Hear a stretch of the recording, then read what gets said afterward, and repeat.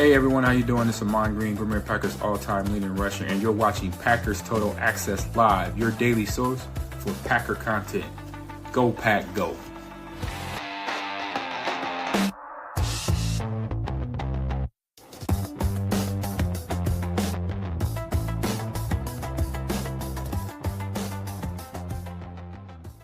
What's up, guys? Welcome into Packers Total Access. My name is Clayton. You can check us out on packernet.com. Find me on Twitter at Packers_access. Joined alongside Tim in Green Bay. We got Jacob in Wisconsin out here to talk Packers Cardinals for you guys and gals this evening. We got an awesome show for y'all. Hopefully you've had a great day. Make sure you hit like, subscribe on your way in the door.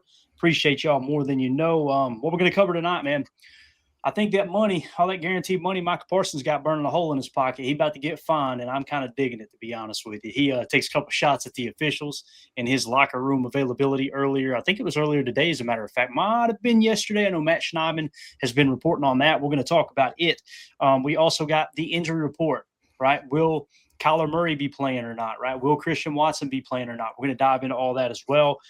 We've got the Packers-Cardinals PFF preview. We're going to try to find time to get into all that as well. And then if we have time, we'll talk a little Matt LaFleur, kind of his resume throughout his coaching career. Still seeing a lot of chatter on social media about him being overrated, this, that, and the third. So that's what we're going to cover tonight. Anything you guys got in the comments too, we'll keep an eye out for the super chats. Appreciate y'all making us a part of your evening. If you're new here, welcome into PTA. We're not experts. We're not insiders. We're not media members. We're fans just like you talking Packers on the daily. If you're looking for that type of content, film breakdown, pregame shows, postgame shows, random live streams with absolute nonsense, make sure you hit like, subscribe, and click that bell icon so you're notified when we go live here in the future. Boys, how we doing today, man? It was glorious down here today. About 68 degrees, a little breeze blowing, leaves rustling around. It's fall, baby. 68 is certainly better than 65%. 65%. That's what we. Yes, Dude, sir. you're gonna do that. I knew it. Yeah. We got some people in the chat that noticed that we do have a new intro. I like it quite a bit. Dead Fish Wonder, you changed the music. Don't get old on me, Dead Fish. Come on now. It's funny too because Emilio's been on me about setting up a banjo theme song on the front side there. He's like, man, we need to throw a little banjo in. I'm not opposed to the banjo. I just think we'd probably lose about 30% of our listeners if we went that route. You know what I mean? So we try to find a good neutral ground, and we'll continue to upgrade everything as we go as well. Got a little background music we can use in the future, stuff like that. So who knows, man? Maybe this thing will turn professional before it's all said and done. I would not. A fan right here. I would not put money on it. I was going to say, not this. All right, let's jump into it, guys. Micah Parsons came in hot earlier today. Matt Schneidman tweeted out, Micah Parsons says he thinks, quote, a lot of rules are bull poopy. All right, let's just play the audio and then we'll read the tweet. Here was Micah Parsons at his locker. You guys know, if you're wondering what's this all about, Clayton, this is, everybody now all of a sudden getting into an uproar about Micah Parsons being held on every single play, essentially. So this was him responding to all that. Here we go. We put so much emphasis on protecting the offense, protect the defense. A guy could be trying to catch the ball, and you make a defensive play so he doesn't catch it, and it's targeting. It's a flag now. But a defensive end can be rushing and engaged with another player, and the guy could come blow his ribs out. And we're not considered defenseless, but like we said, it's an offensive league. I think a lot of the rules are bullshit, and it's like guy damn near hurt Van Ness last week. What are we doing? If you're going to say it's about protecting the players, then protect all players. Don't just protect one side of the ball. I don't mind guys chipping from the outside, but running backs want to come and sneak players while we're engaged with offensive linemen. That's complete bullshit. And people want to encourage, that's not good football. That's not safe football if that's what they want to preach, on the offensive side. So I think those things are more frustrating than, kids are the whole who are we kidding? You want to find guys for putting their head down, but you can be engaged with an offensive tackle and the guard can come put his head right into your head. What are we talking about here? And look how many times that's on film. Guys putting their head down and trying to come clean your clock. But you can't do that to offensive players. Shit. get a $50,000 fine. I might get a fine for this conference. Your There ain't 2025 NFL MVP, Micah Parsons. Love it. There ain't no might to it. I might get a fine for this conference. No, you getting fined, Bob. You might as well prepare yourself. And again, that money will go to a good cause, I'm sure. But let's go around the horn with it, boys. How do we feel about it? How do y'all feel about what Micah just said? I think he's spot on. I think we got another clip as well, or actually just another tweet. I'll get that ready here in just a second. But what's y'all's thoughts on that, man? Because again, you guys know I like boring football. I like low-scoring games. I like when the defenses show up and you got to really dig into that bag on offense and try to figure out something that works against a scheme that maybe you didn't plan for. They came out of left field, hit you with a hook, and now you've got to adjust on the fly type thing. I love those type of matchups, right? And I feel like the rules are definitely geared toward you got to help the offense, got to help the offense. Everybody wants more scoring. Everybody wants more. I couldn't tell you how many times, Tim, I've been watching a game and go to X, and I'm just loving the game. I'm like, this is an all hard-hitting game. This is great football right here. And people are like, this is so boring because there's not a bunch of points scored, right? It's almost like the NFL over the last couple of decades has conditioned the fan to expect 40-plus points from each team or 30-plus points from each team. I'm kind of the opposite. What's your take on what Micah said there, man? Yeah, I mean, he sounds like me 15, 20 years ago. You know, I'll be honest. We've seen this coming a long, long way. And, you know, you want to get the dirty stuff out of the game, right? You don't want any dirty stuff. You don't want guys getting hurt unnecessarily. But he makes a great point. You know, if you're going to protect players, protect all 22 guys on that field at the same time. And, you know, don't tilt it towards the offense. But it does seem like that's the way that really not just the NFL, but Major League Baseball, the NBA, you know, you're seeing this, you know, across the board when it comes to the major sports. It's you know, dominated by offense. People want to see points. People want to see scores. They want to see the, you know, explosive plays, those kind of things. But at the end of the day, you know, you're a professional out there trying to do your job. And it's a little bit difficult when the games aren't being called consistently, you know, both sides of the ball. So I respect Micah for, you know, I don't think he lost his cool. I thought he kept it together, but, you know, he's calling it like he sees it. And, you know, he spoke very frankly. And I respect that. You don't see a lot of guys do that, you know, in this day and age when it comes to their availability. You know, he was asked a question and, you know, he spoke from the heart and, you know, kept it real. So, you know, I got to salute Micah Parsons for that. Yeah, I mean, I agree with what Tim just said there. And to Micah's point, like he had a really good point, is the fact that, like, you know, we're protecting guys from targeting and from going across the middle and getting blown up. And obviously I agree with certain aspects of that. Like Tim said, I'm more of kind of the 15, 20 years ago type stuff. The way that they're throwing flags nowadays, I think that there's 11 people on each side of the ball that are Bill Romanowski. You know what I mean? Like Right. They're treating it like we're out here playing prison ball. That's not really the case. But like you said, you can be engaged as a defensive player, get completely sideswiped, get chop blocked, get cut, get all these kinds of things. And it doesn't seem like there's anybody that gives a crap whether or not they get to go home to their family and all that kind of stuff, and whether or not their paycheck is jeopardized by that. I do think that I like his vocalness, because we talked about it right after that game. And I think even the week before, that somebody needs to start being vocal, whether it's Matt LaFleur, whether it's the Packers social media going out there and just saying, hey, we need to spotlight the fact that this is kind of becoming egregious. I think I saw a couple different Packers podcasters talking about how, well, you know, it's kind of like in the same vein as how they don't call certain calls on when Giannis was in his prime, or like, you know, just because they're so good that if they were to call it, they'd have to call it every time. Yeah, that's the point of signing a guy to one of the highest paid contracts in the NFL, is because we want to utilize his talents. That's what we paid for. Don't sit here and say we're not going to throw flags because he's so good, you know, otherwise he'll wreck the game. That to me is absolutely asinine and stupid. But I don't know. What do you think, Clay? Yeah, and I love what Micah said here. He took it a step further. You know, he put a tweet out about the tush push. Everybody's talking about this. You know, when the tush push rule change got shot down, the Packer haters made it sound as if we were the only ones complaining about that play. And what's cool is the Packers actually stopped it pretty easily against the Eagles, right? Like they were one of the few teams that could actually stop the tush push. And, you know, you had all of these teams. The reason it got shot down, the majority voted against it. They wanted it out of the game.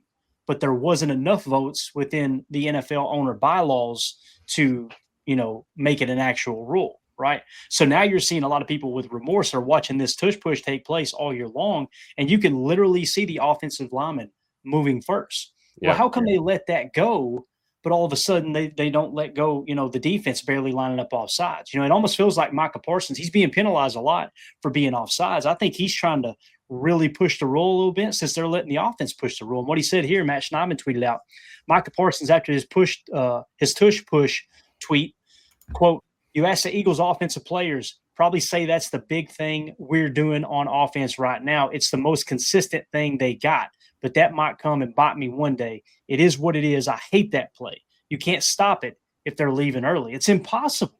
It's impossible to stop it if they're getting a split-second start, Tim." And you could see that guard in that last game. I can't remember who the Eagles played. The right guard, I mean, you see him move, arm come completely off sides, and you're not going to convince me the officials can't see that. They're like, Right. "Oh, we got to have the sky cam to actually." No, that's a bunch of BS. Anybody watching the TV copy can see they're off sides. But, Tim, what do you think about that?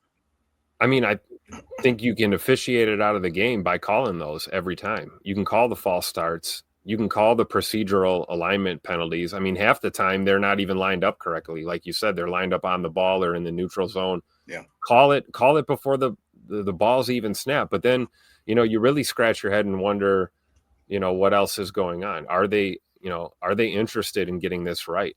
Are they interested in getting these calls right? Or are they interested in what we just talked about? High scoring games, these plays, we want touchdowns. We don't want to see defense and running the football in 10-7 ball games or 13-10 ball games. We want to see 56-35 ball games. We want to see teams score, and there's validity to that. But when it comes down to changing the product that's on the field, which are professional athletes that grinded their entire lives to get to where they are to play a game, I don't think you should be trying to influence the outcome. I think you should be trying to call it straight up. And if you do want to get it right, my God, it's almost 2026. We have the technology, the revenue, the personnel to get it right, then get it right and stick to your guns and, be accountable to the rules. There's a process in the league for, changing rules that you don't like. There were a handful of teams that voted against the tush push, the Packers being one of them. Obviously, it didn't go through, and it's still a legal play, technically speaking, but bottom line, if the league wants to get rid of it, they can get rid of it. There's a multitude of ways that they can phase that play out of the game. But I think it starts with just, enforcing the rules that you have on the books. Some of them that are, well over 100 years old and we still use to this day, which is, line up correctly to start and, don't move before the ball snapped. Sounds pretty simple to me, right? Yep. Yeah. Like to Jay Gold's point, like we talked about, the right guard on that specific play was laying on the ground before the ball was snapped. And he's referring to, like you said, Clayton, they were playing the Giants. And at that point in the game, when they scored that touchdown with 6:56 in the second quarter, they went up 17-13. And at that point, that's still affecting every single part of this, quote unquote, I shouldn't say quote unquote, actual, rivalry there within that division. And it wasn't until the Giants ended up kind of running away with it with that crazy scat man scataboo that if not for that crazy psycho, this game could have completely been went a different way. And then the Eagles get bailed out again. And I hate saying it. I hate sounding like a casual fan type thing, but it just seems like the Eagles and the Chiefs just get a lot of these crazy calls where we all get to look back later. And like you said, we can see it with the sideline view. We don't need the slow motion overhead, all 22. We can literally see it live while we're watching the game. If some dumb, if some guy like me that can sit on his couch and say it, see it, I just, to me, what are we doing here? Too old for this, hits it on the head. The rest are trying to be like Denzel in Book of Eli. They're blind and think they're out there doing the Lord's work. I love it. Comment of the night. Which, by the way, man, I love Great it. movie. Great movie. That's an excellent movie. So, speaking of Book of Eli, you got this guy right here. Oh, Lord. What's happening? Here's the guy. Here's the guy, Emilio. Here's the guy. We're talking about the rules. What are you doing? Playing free cell over there? What are you doing? No, I was playing a college football game. I got sidetracked. I'm sorry. Oh, look, 2-minute drill. What But I happened? did find a Screaming Milwaukee deal on clearance today, so $200 off. I That's got what on that. That's what the folks came here for tonight, is to hear about that deal. I promise you. But yeah, Micah was putting it down in his press conference. I thought that was a good one. They still need to fix the mics, but yeah, he said, and really honestly, they probably only need to call 2 or 3 holds that are super egregious. He goes, I get getting a hold in a game. It's going to happen. It's football. It's a battle. I get all that. He goes, 2 or 3 of them were actually egregious and need to be called. And the fact that I'm getting poked in the eye, he literally changed his face mask mid-game because they were assaulted, like poking at him through the face mask. That's why he probably used to, wear the visor.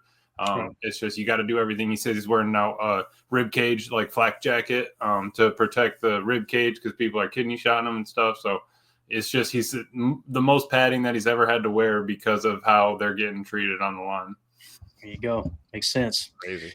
All right, so let us know in the comments what you guys think as you're watching this video back later. Do you think Micah was out of line? Do you agree with him? Do you think it's a big nothing burger? Let us know in the comments. We want to hear from you, your take on the officiating here across the league so far. So the book of Emilio is called Excel. Nice. I like that. Love it. All right, let's move along to some injury report updates here. All right, this was Matt LaFleur when asked about Christian Watson. Let's see what he had to say about Christian Watson. As you guys know, the window is open that they can activate him, right?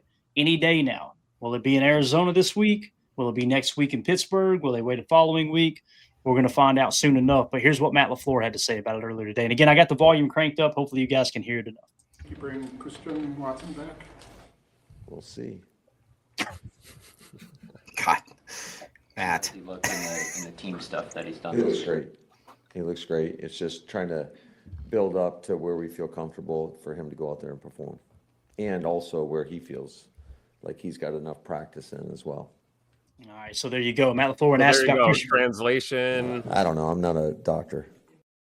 Exactly right. Exactly right. So when Matt LaFleur, when asked about Christian Watson's potential return this week, quote, "We'll see. He looks great. It's just trying to build up where we feel comfortable for him to perform and also where he has enough practice in as well." So sounds like he's completely healed, ready to go. They're just trying to get him ramped up, game speed, that type of thing. Emilio, what do you think? Do you think there's a chance that Christian plays this week? To me, it still feels like it's at least another week, man. Yeah, I think it's probably a week out, but if he has a great week, maybe. It feels like Matt's entire answer in his press conference was, we'll see. How Christian's doing, we'll see. How McManus is doing, we'll see. And that's just how you got to play it to play the game, though, right? Jacob, what do you think, man? You think we'll see Christian this week or not?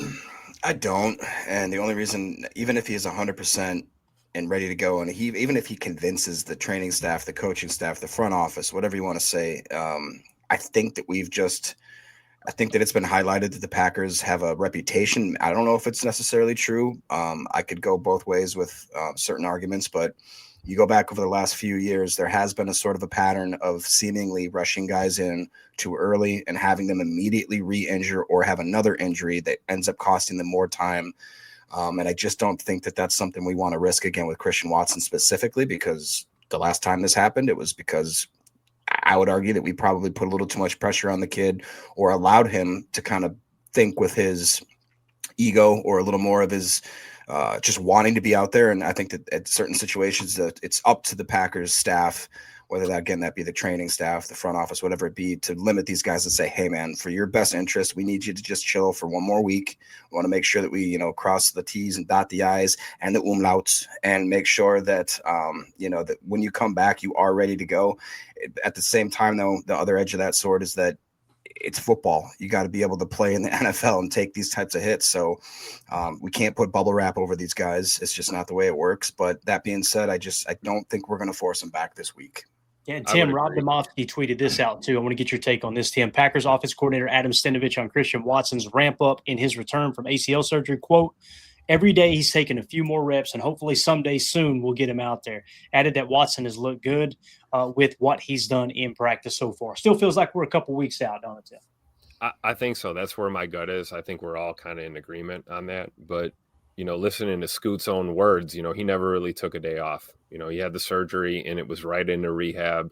It was right into getting to the point that he's at right now. And I'm not opposed to him playing 5 or 10 snaps in Arizona. If that means, he's got the pads on, get out there, block somebody to the water cooler and pull him to the sideline just to just to get some game speed reps going as you get them ready for this, really tough part of the schedule, man. We got Arizona, then Pittsburgh. These are 2 games we have to have, one of them being extremely difficult the way the Steelers are playing. So whatever you can do to get Scoot, acclimated and ready to roll, I'm all for it. But also to Jacob's point, you don't want to run a guy out there and have him go right back to IR, So it's kind of a tough spot to be in if you're making this decision. But I think if you ask Christian Watson, he'd say he's ready to go, And although we'll be playing indoors in Arizona this week, they do have real grass, as 2 for this points out. It's that field that they actually roll out on rollers out to get sun and bring it back in. I think that's the coolest thing ever. Mm-hmm. I could handle indoor football a little bit easier if they just played on grass, but the fact that it's turf, indoors, all this, I just can't stand. It's just not real football. So, Emilio, maybe you can get that contract down there, man. Yeah, I'll be striping it. No problem. I'll be watching you like that. So here's Christian Watson at practice earlier today. To me, he looks good. Again, they're just ramping him up. So I don't want to beat a dead horse here. But that's kind of where we're at there with Christian Watson. Rob Domofsky tweeted out, Dontavion Wicks, who left Sunday's game with an ankle injury, was back at practice. Safety Javon Bullard also back after being unable to finish the game. And Christian Watson begins week 2 of the 3-week practice window. So Tay Wicks out there is a good sign as well. Obviously, you want as much depth as you can get at wide receiver. I think Dontavion Wicks is off to a solid start. I know he hasn't gotten quite the targets that he probably wants, but I don't think anybody in this offense does. Yeah. Or I don't think Tucker. If anybody needs more targets, it's Tucker. The problem is there's only one ball. Yep. Right. You talk about Tay Wicks. I mean, he's still drop free so far this year, correct? I mean, so the targets aren't where we'd like them, but every time he's targeted, he's making a catch. Got to love it. Leave it to Bates to come in here because there's a little discussion in the chat going on as to what type of turf/grass they have at these stadiums. Bates says the grass at Lambeau Field is a blend of Kentucky blue, a Tifway 419 Bermuda grass, reinforced with the Dezo grass meter hybrid system. Everybody obviously knew that, United Bates, but thank you for highlighting it for some of us that maybe forgot. But no, I really honestly appreciate that. Anytime I hear Grassmaster hybrid system, meaning a gigantic sewing machine for the right. field. Mm-hmm. Yeah, I think if I remember correctly, for every 4 blades of grass, there's 1 fake piece of grass, and it goes down. What is it, like 12 inches or something, Tim, and loops under? Yep. Comes back up. We took a tour not too long ago, and they held up a strand of the synthetic fiber, and yeah, it's pretty long for sure. That was that machine they flew down to Brazil to stitch the field before the Chiefs or whoever played there at the beginning of this year. So, yeah. And as Jen Wright points out, listen, we're all about grass, but not that kind of grass, Jacob. Calm down. But Jen Wright says grass surface in Pittsburgh is awful. Boy, did you guys see that field? I texted the group chat. I was watching the game last week. I'm like, my goodness, did somebody drive through there with a tractor and do donuts before the game? Or I don't know what's going on. It makes you think twice. I mean, Jen brings up a good point. Like, is that the game we want to bring Scoot back, in Pittsburgh, playing on that disaster? And the problem with that field, Tim, if I understand correctly, is the University of Pittsburgh. Pitt plays on that field as well. So it's constantly getting chewed up, right? So the day before, maybe if they – and now I'm sure they try to stagger the home games. How the hell Pitt, University of Pitt don't have their own field is just mind-boggling to me. But anyway, so all right, injury report, Packers side. Then we'll jump into the Cardinals side real quick. Aaron Banks limited again. Anthony Belton limited. Warren Brinson full participation. Javon Bullard was officially not listed now. Okay, so he's good to go with the concussion. Matthew Golden full participation. Josh Jacobs was limited still from the illness. Brandon McManus with a right quadricep did not practice again. I think they're going to probably go with Habersick again, right? I think that will be the plan there. Jacob Monk was limited. Jordan Morgan limited. Zach Tom was did not participate on Wednesday and then ramped up to limited today. I think it's safe to say he's going to be playing until he has, unless he has some kind of setback. I think he's going to be good to go. Lucas Van Ness did not participate. I feel 100% positive he's out this game, right? Yeah. Christian Watson limited, Dontavion Wicks limited, and Devontae Wyatt did not participate. So obviously no Lucas Van Ness, no Devontae Wyatt, which I love Devontae Wyatt. I think he's an up and coming star on the Packers, but man, I'm excited to see if Warren Brinson does what he did last week again, because he was impressive. 12.5% pressure rate, I think, and PFF grade of over 80, if I remember right. When you look at the tape, and you see him pushing the pocket and throwing spin moves on cats, and then you look at the PFF grade and it lines up, and then you go to NFL Pro GPS tracking and you see pressure rate at 12.5%, all three boxes are checked. Probably a pretty darn good game, right? So, what do y'all think of the injury report? Anything concern you there? Is there anything that I'm missing by chance? LVN, like you said, LVN probably not going to go this weekend. I'm looking to JJ and Nigbari to step up. We need guys to step up in this situation because this could be a game that, flip a coin.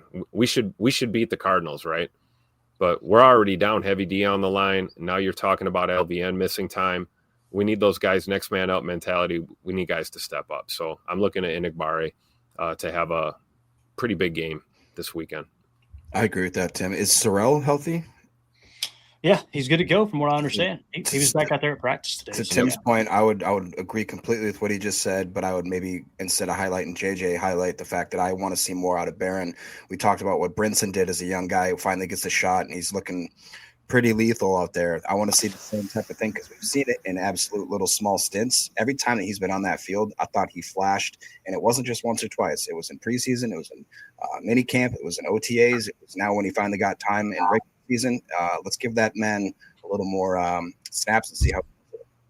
Yeah, absolutely. Yeah, I think I'm excited. Bulls got cleared from that concussion eval. I know Coach was talking about it being, more of like a stinger after the game, and he said that he was fine and stuff. So happy that he's off already by Thursday. That's huge. Matthew Golden, just hoping that it's nothing crazy. Maybe you'll see him with one of them straps to keep it tied down or whatever. Probably a little sore, but the only other one is, I think you're right, Clay. But I think McManus is probably not gonna kick this week, and like Matt said, Wednesday and Friday are their kicking days. If he's not kicking on Friday, yeah, he probably can go out and kick on Sunday. But if you've already had Haversick out there, he got to see what it was like on practice win today, and got to kind of see all that stuff. So you get him those reps and how he kicked last week. I think you just run with it. We saw that on Sunday at Lambeau with McManus pleading his case before the game. They went up until pregame and ultimately decided to hold him out. So I agree, Emilio. I think they're going with the USFL kid, man. Right, and that could be signed. Tim, that could be the training crew. Like, hey, all right, we want to, we want to hold him out, or Goody wants to hold him out, Rich wants to hold him out. And even though the player wants to go, someone's got to make that executive decision at some point and say, no, I can't let you. And that's the same thing with Christian Watson and anybody else. Yep. Especially considering the way he kicked for us too. He answered the bell. I mean, half the team didn't even know his name, and he went out there and got it done for us. So all the more reason to have confidence in him. Yeah, I still can't pronounce his name, and I was his biggest fan on Sunday. Haversick? Yeah, Haversick. I always say Haversick, Havsarick. Have a kick. How about that? Hey, there we go. What a guy. Arizona Cardinals side here. Only thing that changed, Kelvin Beachum, offensive lineman with the veteran rest. Of course, he's full participation. We expected that. Katan Crawford went from limited to did not participate. He's a safety on the squad. All right. Akeem Davis Gaither went from limited to full participation. He plays linebacker for the Cardinals. And then you had going from limited to full participation was Zonovan Knott, running back.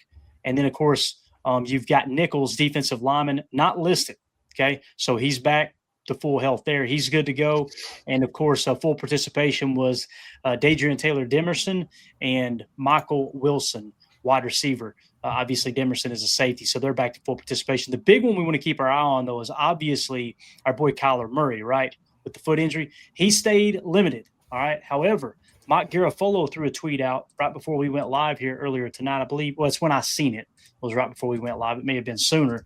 But here's what Garafolo did. He quote tweeted Darren Urban, who covers the Cardinals over at Cards Chatter. During an open part of Arizona Cardinals practice, Kyler Murray working, but with practice squad pass catchers. Brissett and Slovis with regular pass catchers. Murray looked okay throwing, however. So I can't imagine they would be trying to ramp him up to play this Sunday and having him only throwing to the practice squad receivers. Now, you could look at this one of two ways, right? Emilio, you could look at it like, are they playing chess and not checkers? They want the Packers to prepare more for Brissett by hearing this information? Or, the downside to that, Emilio, is you're missing out on meaningful reps with Kyler Murray getting back on page with his starting receivers. What do you think, man? You think we'll see Kyler Murray? How do you read into this? Yeah, thinking from listening to some of those interviews, and they were asking the coaches. They asked X the same thing. They're getting the feeling that it's going to be Brissett. I'm probably thinking the same thing. Just the way they're probably looking at it the same way. It's probably a long season. Yeah, they've lost all 4 games by like 9 total points. So they've been in games. They're a good team. If they could turn something around, maybe they get going. But if they're worried about Kyle, I think they would keep him out a little bit longer, let that heal up. And you got 300 passing yards from Jacoby last week, so you have a good trade off. You've got a decent option. Can your backup steal you a win? I think that's something that we figured out last year. That's a big thing in this league, and I think that you just kind of got to lean on him. But I do think it'll be Brissett starting. But it's also put our defense in a pickle all week, trying to prepare for both, asking what quarterback's out there and stuff. Yeah, and the concept shouldn't change, Jacob, right? They should still try to attack us the same way on offense, or similar anyway. It's just those traits, right? And maybe Brissett is more likely to scramble than Kyler Murray. I know that sounds silly with Kyler Murray being just an absolute dog in terms of, foot speed, all that stuff. But it's been kind of proven in the past that Kyler Murray wants to sit in the pocket. And Brissett, if he's not getting to the reads on time, maybe he's more likely to scramble than someone like Kyler Murray. Definitely got to have some kind of spy installed there, Jacob, when it comes to Sunday, man. Yeah, I agree. But I think what maybe a lot of people I shouldn't say looking past, but maybe aren't considering is, if let's say they're not with Kyler Murray, then obviously that's probably a benefit to the Packers defense. Also, what should be thought about is James Conner is on IR for the rest of the year. His backup, Trey Benson, who I had a lot of fantasy draft stock in, so that's great. He's also out. DeMercado is the guy that decided he wanted to let the ball just fly out of his hands at the 5-inch line.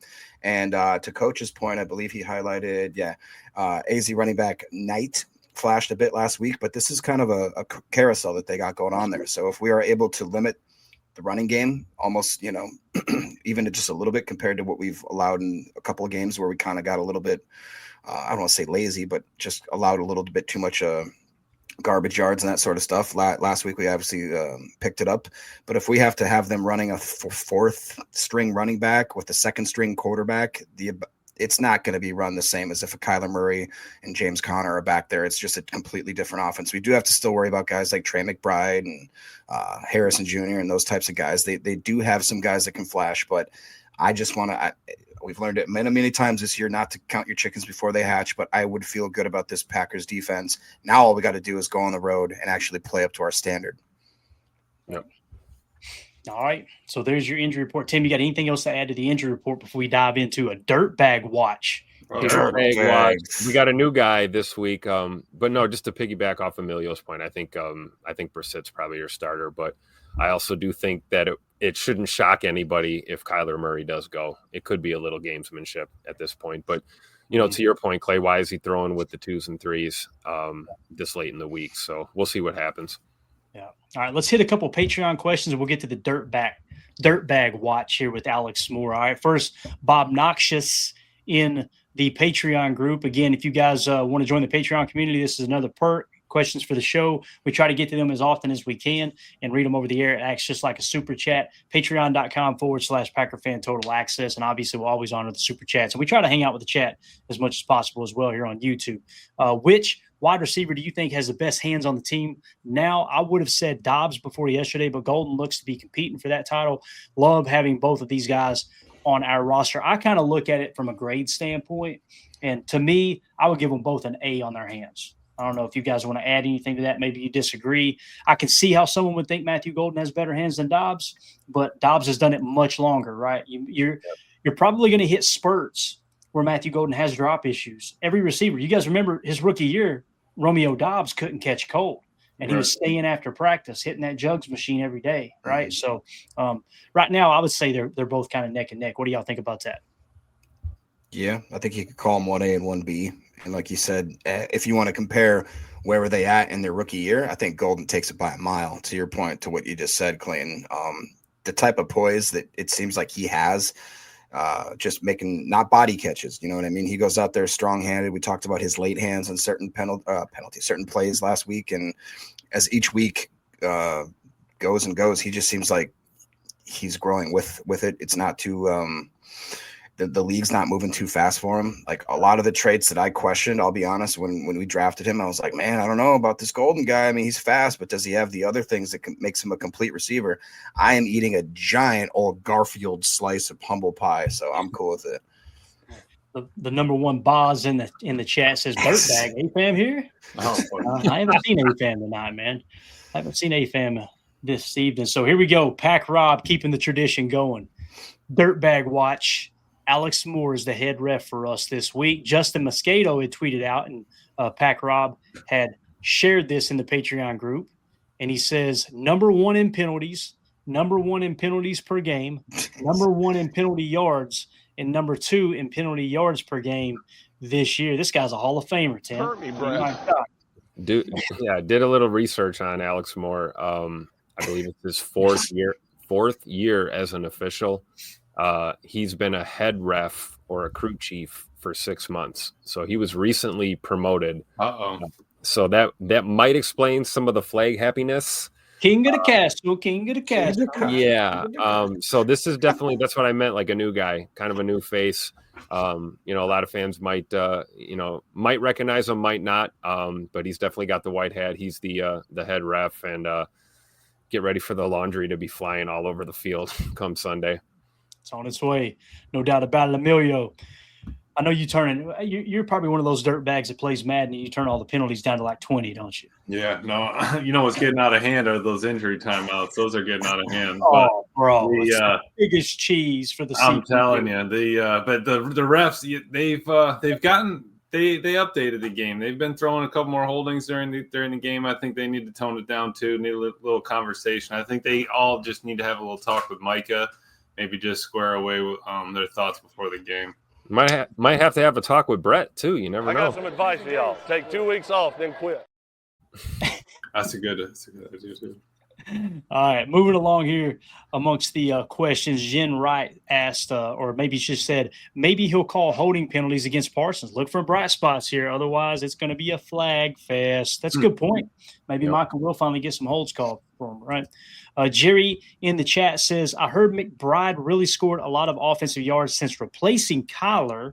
How good were the defenses he faced? Thanks. I don't know. I don't have that information right offhand, Jerry. Maybe we can get that, and I'll post it in there for you later. Trey McBride's who she's talking about, right, guys? Tied in. Am I thinking right?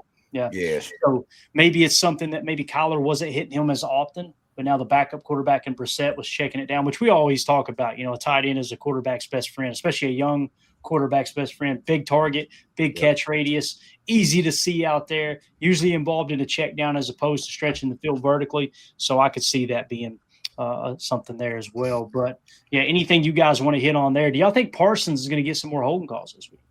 I wouldn't be surprised, especially once the check clears from him paying his fine and the league office gets their money. But I wouldn't be surprised if maybe there's an effort to focus on the edge and focus on that D line and maybe call it a little bit more evenly, I guess we could say. Yeah, I would agree. It just seems to the point now that exactly what we want him to do. Now that there's a spotlight, the whole NFL fan base is going to be watching, and they're going to be extra judgmental. And the NFL, as much as of a love-hate relationship I have with them, I think that they want enough of the fan base, and that's not just Packers fan base. That's the whole NFL wide. If they start to stink or get a sniff or thought that there's impropriety or that they're not actually calling the games level-headed, at the beginning of the year, a lot of people scoff and think, oh, that's funny, until you play against a team where they're absolutely just knocking your you-know-what in the dirt, and you kind of get spit on and stepped on, and you're watching it happen, like we said, in slow-mo for a week afterwards, and everybody's on the same page, and they're like, okay, yeah, there is a problem here. I don't think the NFL wants that bad type of press. So hopefully they understand. They let the guys play. Micah Parsons, again, we paid that man a lot of money so that he could come over here and use his skill set. And if you're going to sit here and tamp down his skill set because of the fact he's too good, not saying that's what their excuse is, but that's, in my eyes, all I can understand. It really does. And so I like you that, Jen.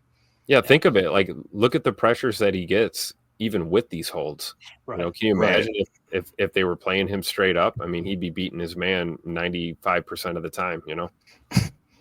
Absolutely, and the cheap chips too. So you're just fighting everything. Losing battle is what he's fighting. So, What but is this? I like that he keeps the hunt going, right, and just keeps his head down and digs it in. But I was looking up Trey's numbers real quick. He's had a minimum of 7 targets a game, a maximum of 11. He's had a minimum of 5 catches a game, a maximum of 8. He's got 347 yards on the year, and 150 of those have come after the catch. His offensive grades 69, 73, 73, 62, 79, 77. That's going to be something we're going to have to keep an eye on, especially because we've had, underneath routes that are, getting hit, but it's also what's the timing, what's the distance, what's the down, all that stuff that you need to take into consideration on those. Yep. Yeah. Very well said, man. Very well said. So that's going to do it for hour 1.